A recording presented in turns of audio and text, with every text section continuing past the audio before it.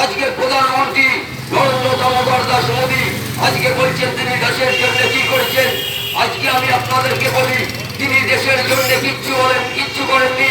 তিনি ভারতবর্ষটাকে এমন একটা উচ্চতার শিখরে তৈরি করে নিয়ে গেছেন, যেখানে দুটো দেশের যুদ্ধে যখন আমার ভারতীয় মানুষ, ভারতবর্ষের বসবাসকারী মানুষ যখন দুটো দেশের যুদ্ধের মধ্যে পড়ে গেছে, আটকে রয়েছে, তার একটা মাত্র ঘরে 1 ঘন্টার জন্য যুদ্ধ, একদিনের যুদ্ধ বিরতি পৃথিবীর ইতিহাসে কেউ কোনোদিন করতে পারেনি, যেটা আজকে নরেন্দ্র দামোদর দাস মোদী বসে দাঁড়িয়ে দেখিয়েছে। আর আজকে আপনি বাংলার মাননীয় মুখ্যমন্ত্রী, আপনি সামান্য গঙ্গার দাঙ্গাটাকে থামাতে পারেন না, আপনি উলুবেড়িয়ার দাঙ্গা থামাতে পারেন না, আপনি ক্যানিংয়ের দাঙ্গা থামাতে পারেন না। ছোটদের সেলটা দিয়ে আপনার কাজ। এই হচ্ছে প্রধানমন্ত্রী। আমরা গর্ব করি।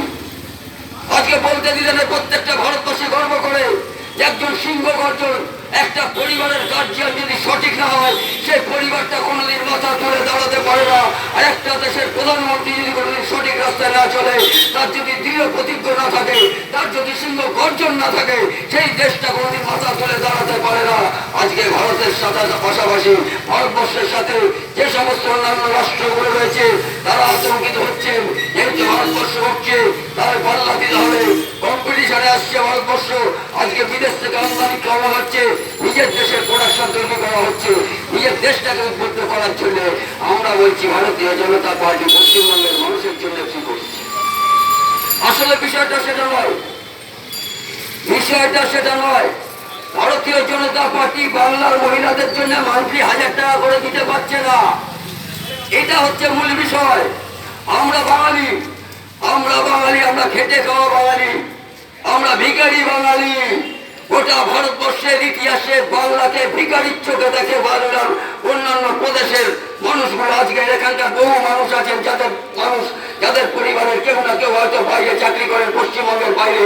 তাদের কাছে একবার ডেকে জিজ্ঞেস করে নেবেন, ফোনাফোনি করে জিজ্ঞেস করে নেবেন সেখানকার আর্থিক সামাজিক অবস্থা, সেখানকার বেকারত্বের অবস্থা, সেখানকার রাস্তাঘাটের অবস্থা, সেখানকার আইন প্রশাসনের অবস্থা কি আছে। আর পশ্চিমবঙ্গে পড়ে আছি আমরা ভিক্ষার ঝুলি নিয়ে। মনোনয়ন দিচ্ছেন, গোটা লোকসভা নির্বাচন, পাড়ায় পাড়ায় আসছেন তৃণমূলের কর্মীরা, বাড়ি বাড়ি যাচ্ছেন, একটা মাত্র স্লোগান, মাসিমা আপনার ঢুকেছে তো লক্ষ্মী ভান্ডার। এবার নির্বাচনে দেখছি যত দেয়ালে জোড়া ফুল রাখা হয়েছে, তার অর্ধেক দেয়ালে লক্ষ্মী ভান্ডারের বড় বড় ছবি দেওয়া হয়েছে। অর্থাৎ এটা থেকে নিজেদেরকে কি আপনাদের অপমানিত বলে মনে হয় না? আমরা কি এতটাই ভিখারি? আমরা এতটাই ভিখারি যে আমরা 1000 টাকার বিনিময়ে একটা সরকার 5 বছর ধরে লুটে পুটে খাবে, গোটা পশ্চিমবঙ্গকে অরাজ্যতার মধ্যে দিয়ে নিয়ে যাবে, পশ্চিমবঙ্গের ছাত্রদের ভবিষ্যৎ নষ্ট করবে, পশ্চিমবঙ্গের সাধারণ মানুষের ভবিষ্যৎ নষ্ট করবে। তাদেরকে আমরা নির্বাচনে নির্বাচিত করব কেন?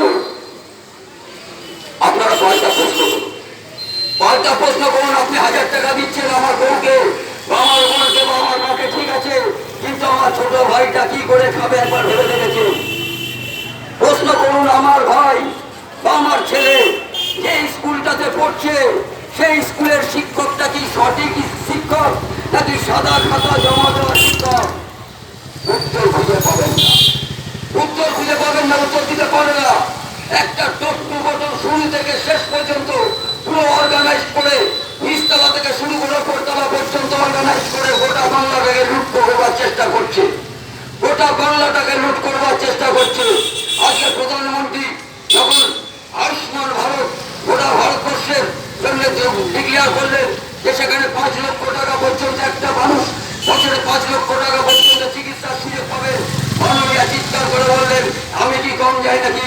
আমারও সব রাখবেন, আমার স্বাস্থ্যসাথী আছে। স্বাস্থ্যসাথী আছে, আমি বলছি স্বাস্থ্যসাথী আছে। স্বাস্থ্যসাথীর একটা সূক্ষ্ম গোপন রহস্য জেনে নিন।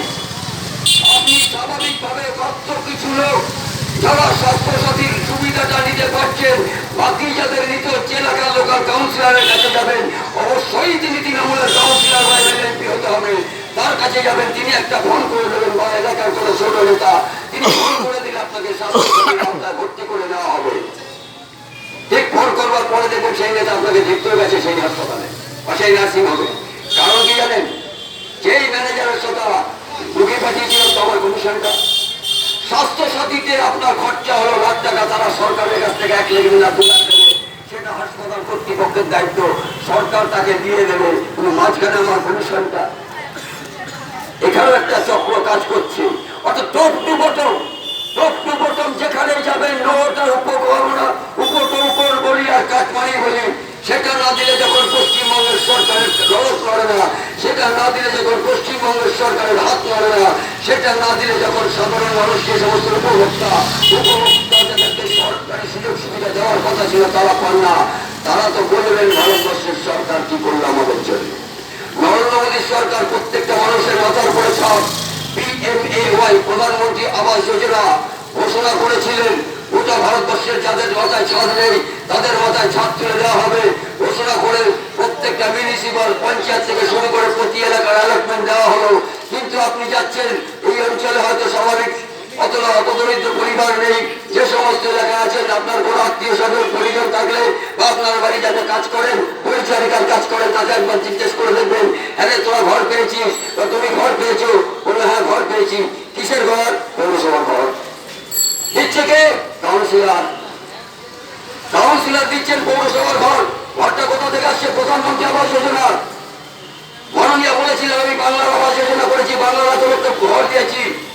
আমরা গত বিধানসভায় দাঁড়িয়ে চিৎকার করেছিলাম মাননীয় ক্ষমতা থাকলে আমার মধ্যমগ্রাম মিউনিসিপাল এরিয়ায় আপনি বাংলার আবাস যোজনায় কতজনকে ঘর দিয়েছেন তার একটা ফ্লেক্স করে মধ্যমগ্রাম পৌরসভার সামনে হোক, সিটিসি বাস স্ট্যান্ডে হোক, চৌমাথায় হোক, জনবহুল জায়গায়, বসুনগর বাজার হোক, সাজিয়া শ্মশানের পাশে হোক, একটা টাঙিয়ে দিন। আমরা অন্তত পশ্চিমবঙ্গের নয় মধ্যমগ্রামের মানুষ জানতে পারি যে আমার মধ্যমগ্রামে এতগুলো পরিবার আবাস যোজনা রাজ্য সরকারের যে ঘর বাংলা আবাস যোজনার আওতায় তারা ঘরটা পেয়েছে।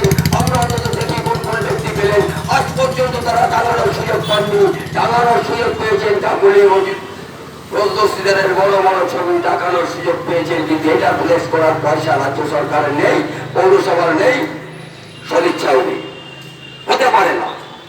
সেই প্রধানমন্ত্রী আবাস যোজনার টাকা একটা হত দরিদ্র রিক্সা চালক তার নামে যখন অ্যালার্ট হচ্ছে তার 25,000 টাকা দেওয়াটা কোনো টপ ব্যাপার। হয়তো যোগাযোগ করে 25,000 টাকা নিয়ে আসলেন কাউন্সিলরের কাছে, আরে তোর ঘরটা তো দিয়ে দিলাম, তুই তো পেয়ে যাবি সরকারের 3 লাখ টাকা, তোর ঘরটা হয়ে যাবে, আমায় কিছু দে। এই আমায় কিছু দের চোখ করে পড়ে কিছু মানুষ ঘর পাচ্ছেন না, কিছু মানুষ ঘর পাচ্ছেন না। সরকার বলে না, সাধারণ মানুষ বলছেন আমাদের আচ্ছা দিন কোথায়? আজকে দিন লোকাল তৃণমূল কংগ্রেসের নেতাদের পকেটে, আজকে দিনটা তৃণমূল কংগ্রেসের নেতাদের পকেটে। প্রত্যেকটা কেন্দ্রীয় সরকারের প্রকল্প যখনই আপনি আনতে যাচ্ছেন একটা সিস্টেম অনুযায়ী, আপনাকে প্রোটোকল অনুযায়ী আপনাকে যেতেই হবে। আর গেলে পরে সেখানে কিছু কাটমানি না দিলে আপনি তার আওতায় আসতে পারবেন না, তার আওতায় আসতে পারবেন না। আজকে গোটা শিক্ষা দপ্তর একসময় বামপন্থীরা বলতেন শিক্ষার চেতনার বিপ্লব। ঘটনার বাস্তব একটা মানুষের পেটে যেমন শিক্ষা আসবে তার মধ্যে চেতনা তৈরি হবে, চেতনা থেকে বিপ্লব তৈরি হবে। এটা বামপন্থীরা বুঝেছিলেন। আর বামপন্থীরা বুঝেছিলেন বলে যে শিক্ষার মেরুদণ্ডটাকে ভেঙে দিতে হবে। এখন আমরা অনেক সাধু সাজি, মানে বাংলায় অনেকগুলো কথা আছে, তাদের মধ্যে পরে আমি সেই উচ্চারণে আসছি না। বামপন্থীরা নতুন করে পুরোনো বোতলের মদ নতুন বোতলে ঢেকে ঢেলে বাংলার মানুষকে নতুন করে খাওয়ানোর চেষ্টা করছে। নবযৌবনের ডাক তারা জানে না এই বামপন্থীরাই একটা সময় যার শুধুমাত্র কংগ্রেস করবার অপরাধে তাদের হাত দুটোকে কেটে দেওয়া হয়েছিল।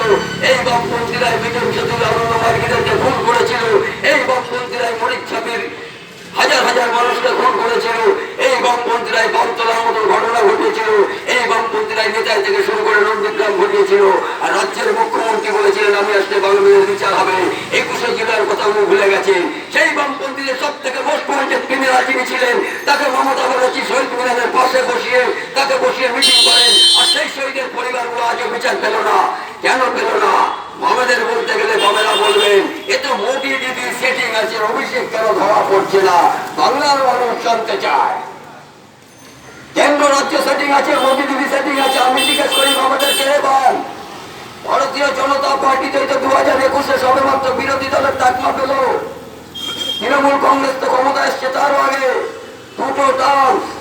একবার বিরোধী দলের ভূমিকা ছিলেন আপনাদের জোট সঙ্গী আব্দুল মান্নান, পরের বার বিরোধী দলের জোটে আপনাদের পক্ষ থেকে ছিলেন সূর্যকান্ত মিশ্র। আর এই যে ঘোটালা, চাকরি ঘোটালা, কয়লা ঘোটালা, যত ঘোটালা হয়েছে ভারতবর্ষের পশ্চিমবঙ্গ রাজ্যের জানতেন না? আপনারা কি কিছু জানতেন না? জানতেন, আপনারাও জানতেন। একে অপরের ব্ল্যাকমেল করেছেন। আপনাদের সমস্ত তদন্ত হবে বাম আমলে যত ভোট খারাপি হয়েছে। যদি করবো না, যদি আপনি আমাদের কথাগুলো চেপে যান। এই যে ফিস ফ্রাই খেতে গেছিল, অনেকে দেখেছেন, নবান্নে বসে ফিস ফ্রাই খেয়ে বেরিয়ে আসার পরে সৌজন্যমূলক সাক্ষাৎকারের কথা বলেছিলেন। আসলে সেই ফিস ফ্রাই চুক্তিটা আজও চলছে পশ্চিমবঙ্গের বুকে বিভিন্ন জায়গায়। বিভিন্ন জায়গায় আজও চলছে সেই ফিস ফ্রাই চুক্তি।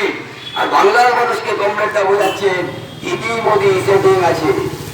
আপনারা কি করলেন? আর 10টা বছর টু শব্দটি করেননি, টু শব্দটি করেননি এই সমস্ত কেলেঙ্কারির বিরুদ্ধে। তার কারণ চোরে চোরে বাস্তত হয় আমরা করেছি, আপনাদের দেখা থেকে এরা করছে। তাই আজকে আমরা ভারতবর্ষের মাটিতে দাঁড়িয়ে, পশ্চিমবঙ্গের মাটিতে দাঁড়িয়ে ভারতীয় জনতা পার্টি যেদিন থেকে বিরোধী দলের ভূমিকা পালন করছে, সেদিন থেকে প্রত্যেকটা ইস্যুকে কেন্দ্র করে সরকারকে অপদস্থ শুরু করা না, সরকারের কাছে চোখে চোখ রেখে কড়া জবাব চাইতে শুরু করেছি। আর ডাক্তার দেওয়া শুরু হয়ে গেছে পশ্চিমবঙ্গ কথা বলে তৃণমূল কংগ্রেস। কিছু করার নাই, কিচ্ছু করার নাই। উনি স্বপ্ন দেখছেন, উনি স্বপ্ন দেখছেন সন্দেশকালীর মতন ঘটনা। সন্দেশকালীর যে ঘটনা গোটা ভারতবর্ষ জুড়ে তোলপাড় হয়ে গেছে। সাম্প্রতিক একটা ভিডিও ক্লিপ পেলেন, ব্যাস সঙ্গে সঙ্গে ভিডিও ক্লিপটা কোন চ্যানেলে চালু হলো? যে চ্যানেলটার জন্ম আগের দিন রাত্রে প্রথম ভিডিও চালু হলো সন্দেশকালীর ভিডিও।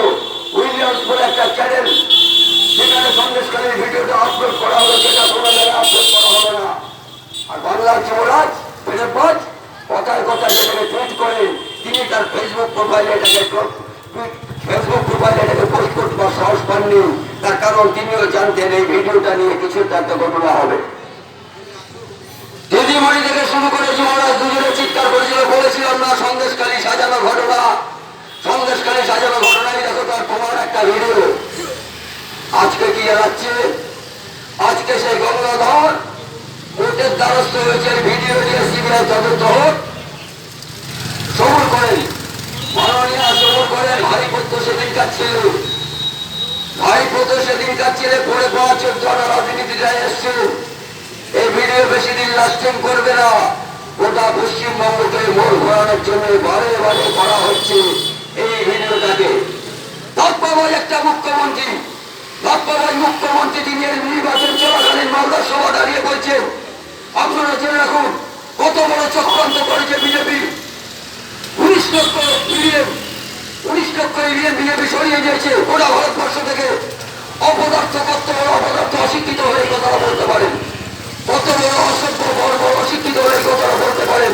গোটা ভারতবর্ষের 543টা আসন, আমরা সাধারণত যেটা জানি একটা লোকসভার কেন্দ্রে 7টা করে বিধানসভা থাকে। 7টা বিধানসভায় গড়ে আমি 300 করে বুথ যদি ধরি, 300 কম আছে, তাহলে একটা লোকসভার জন্য 2000 বুথ। আর 2000 বুথ যদি হয় 543টার জন্য কত বুথ লাগে? উনি বলছেন 19,950টা এমপি সিট। 950টা এমপি সিট। গরম পড়েছে বলে উনি পাগল হননি। আজকে গরম পড়েছে, উনি পাগল হননি। আপনার গল্প আপনি সভা মঞ্চে দাঁড়িয়ে আপনি গল্প করুন আপনাদের সভাসদদের কাছে, মানুষকে 1000 টাকা দেন হাত ধরে নেওয়ার জন্য, সেটা নিন। কিন্তু বাংলার মানুষের কাছে লোকসভা ভোটে নির্বাচিত হওয়ার জন্য যখন আপনার প্রার্থী ভোট চাইতে যাচ্ছেন, ভোটারদের কাছে আমি একটা অনুরোধ করবো, আপনি বলুন দেশের পক্ষে আপনার মোটোটা কি আছে? দেশের পক্ষে আপনার মোটোটা কি আছে? লক্ষ্মী ভান্ডার তো পরের প্রশ্ন। আমার এই লক্ষ্মী ভান্ডার নেওয়াটা বাদ দিচ্ছে বলছে কেন্দ্রের সরকারে, যদি এখানে বিজেপিতে লক্ষ্মী ভান্ডার বাদ দেওয়া যাবে না, বিজেপি বলেছে বন্ধ করে দেবো। বিজেপি কি বাপের সম্পত্তি? একটা সরকার চলছে, নির্বাচিত সরকার, এই সরকার নাকি উনি দিচ্ছে লক্ষ্মী ভান্ডার, তাহলে কেন্দ্রে বন্ধ করতে, যদি বন্ধ করার ইচ্ছা লাগতো তো শুরুতেই প্রকল্পটা বন্ধ করে দেওয়া হতো। সন্দেহ জানা পাচ্ছে আমাদের ওখানটায় যে মাননীয় এই যে 1000 টাকা আপনি দিচ্ছেন, এই টাকাটা কেন্দ্রের অন্য কোনো প্রকল্পের টাকা থেকে ছেড়ে দিচ্ছেন না তো, যে সেই প্রকল্পটা বন্ধ হলে আমি লক্ষ্মী ভান্ডারটা দিতে পারবো না। যার জন্য আগে থেকে একটা সতর্কবাণী উনি এগুলো করেন, উনি এগুলো করেন। আজকে রাজ্য সরকারি কর্মচারীদের দিয়ে দিতে পারেন না আপনি।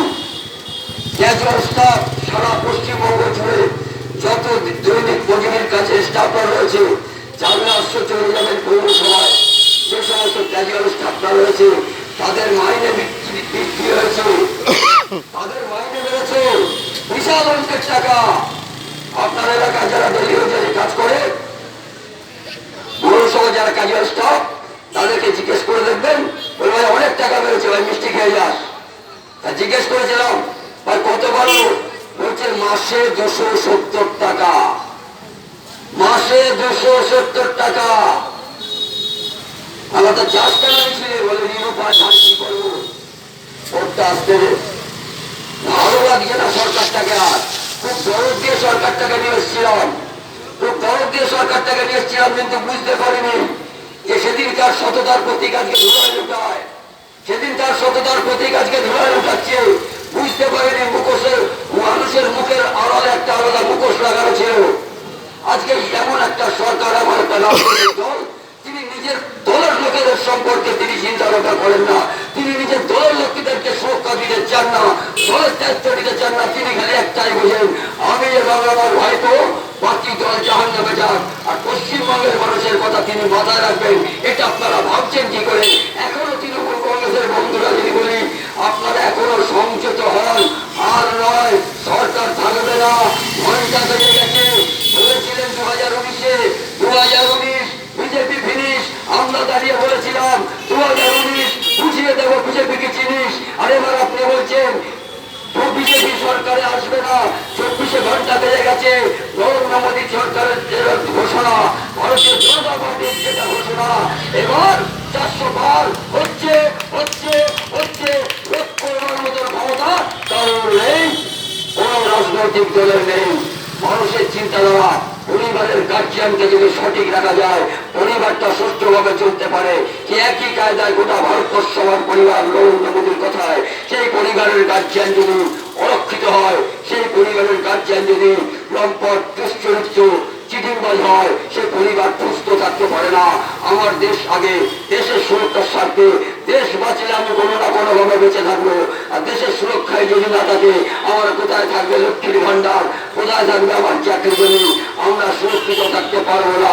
তাই আগামী নির্বাচন, আসুন ভারতীয় জনতা পার্টির প্রার্থী স্বপন মজুমদারকে পদ্মফুলের পাশে বোতাম টিপে আপনি আপনার ভোট দিন।